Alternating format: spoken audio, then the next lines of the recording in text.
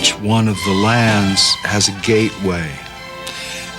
In the case of Frontierland, the gateway is known as Fort Comstock, and it represents a chance for the guest to get a little taste, a little overview of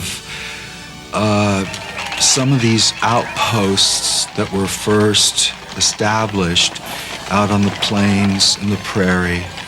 And in this case, it is a wooden fort.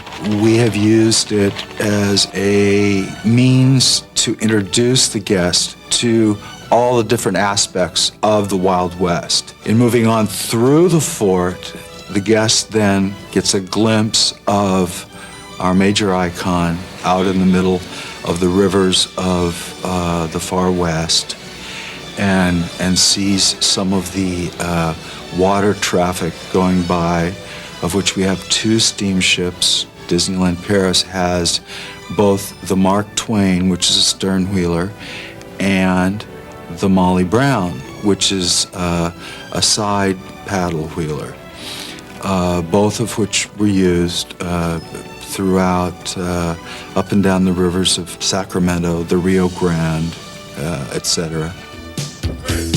What we wanted when the guest stepped on into Frontierland and this town of Thunder Mesa was exactly the feeling of being in a very active boom town, but also a town that wasn't just based on gold now, but had a Western mercantile where supplies could be purchased, a very much animated saloon.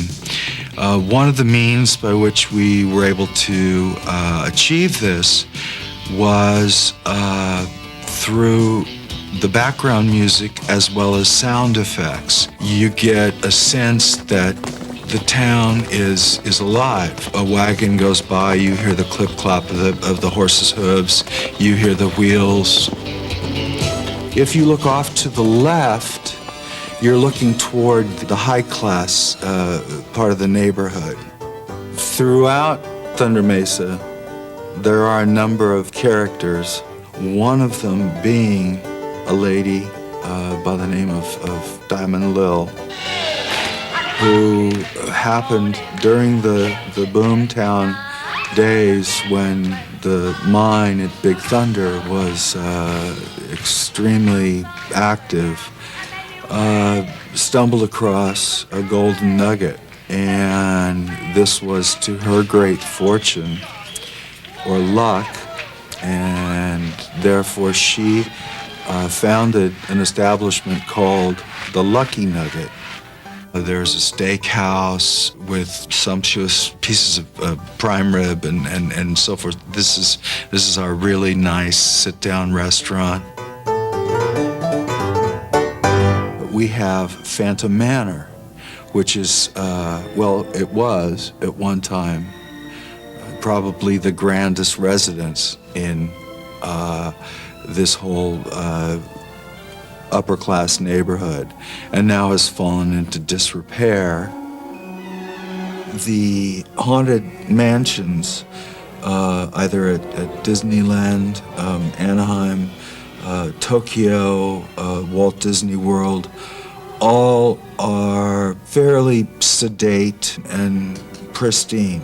So in order to put across the idea that this manor house is indeed haunted, it was determined that we would age it, not just paint and color, but also some of the shutters hanging off of their hinges. Well, most of the garden having long since just gone wild with weeds and grasses. All of these things were important to put across the idea that something just a little bit out of the norm was going to be experienced once you as a guest entered the front doors. We allow the guest to roam through the manor house in a vehicle with appropriate music that also exposes them to a bride who was jilted on her wedding day. And the rest of it, I just as soon let the guest take from there, because it's one of those things where it enables you to use your own imagination to fill in the gaps in what was going on at this manor.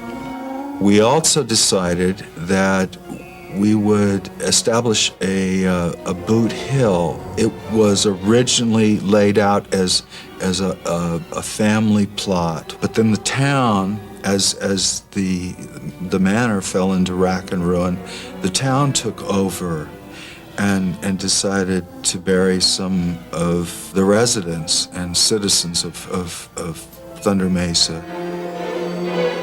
The Last Chance Cafe, where prospectors could come in with a few gold nuggets at the bottom of a leather bag and exchange that for provisions, or in this case, for lunch. And we also felt, because of this being the West, that includes the Southwest, and the Southwest of the United States borders on Mexico.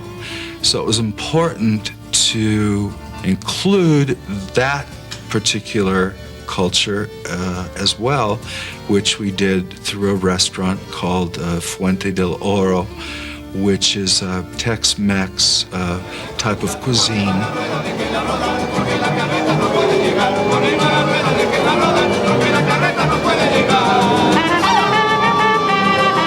Another culture that was very important to represent was that of the Native American. We decided upon a merchandise area known as the Pueblo Trading Shop. The Native Americans of that area had all sorts of crafts that were considered extremely valuable, and so turquoise jewelry and hand-loomed tapestries and so forth were traded for other goods, in many instances for foodstuffs. The Critter Corral gave us an opportunity to include all guests. It's really important that we address the entire family and give everybody something to do, to allow kids, to enable them to kind of blow off some steam, just sort of wander around.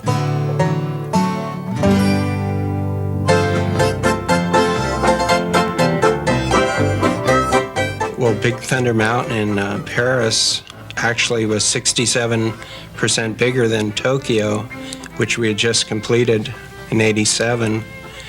And we didn't have a Tom Sawyer Island, so Tony and Jeff decided to put Big Thunder out on the island and make that our icon. And part of our biggest task was building a tunnel under the water that the riverboat could pass over and the train could go under. We had decided to buy all the artifacts from the American states because that's where all the history comes from. So when you experience Big Thunder in Paris, it's like going to a Western museum. It's just not an attraction, but it's an education. In purchasing the props and artifacts for Big Thunder, I ended up traveling through about 16 different states. Usually on one trip, I would fill like a 45-foot truck full of these artifacts. And we must have had about 10 trucks full by the time the project was over. In doing this Frontierland, one of my major influences was the movie McCabe and Mrs. Miller with Julie Christie and Warren Beatty. And in that movie, they had this giant steam traction engine that would pull the wagons up the hill because they couldn't get a train up there to haul in the supplies and the mining equipment. And so I told Jeff we had to have a traction engine like this. If you're looking for this big engine, you can find it as you exit Big Thunder. It's just across from the shooting gallery at Lavinia Rose's blacksmith.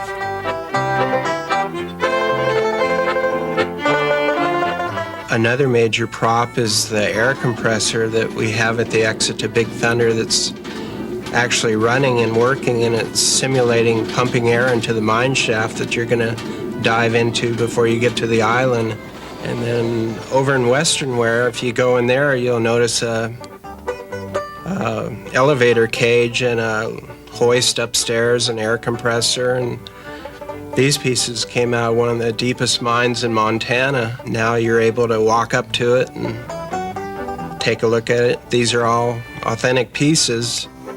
Some of the other major authentic props in the land, some that come to mind would be at the train station where we purchased a lot of artifacts up in Missouri from a 80-year-old man that had collected all these pieces.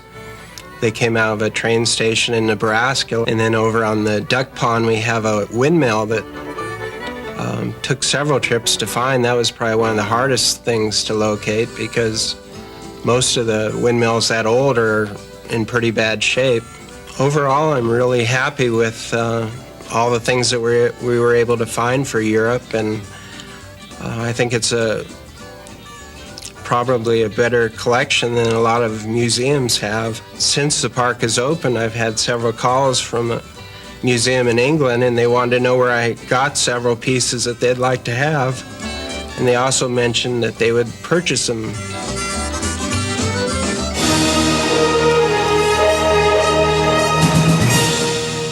When we approached working on the overall layout for the entire Disneyland Paris park site, we wanted to follow along with Walt Disney's challenge that as long as there's imagination still left in the world, that the park would never be complete. So very much like the prospectors, the pioneers, all those that made that move toward the West, we would like to think that we will always have the chance to invite the guest over one of the ridges or cut a pathway through one of the forests that's been planted, that every time you visited Frontierland again, that there was something new, something exciting, something to look forward to. Those of us that have worked on Frontierland at Disneyland Paris came away extremely proud and extremely happy.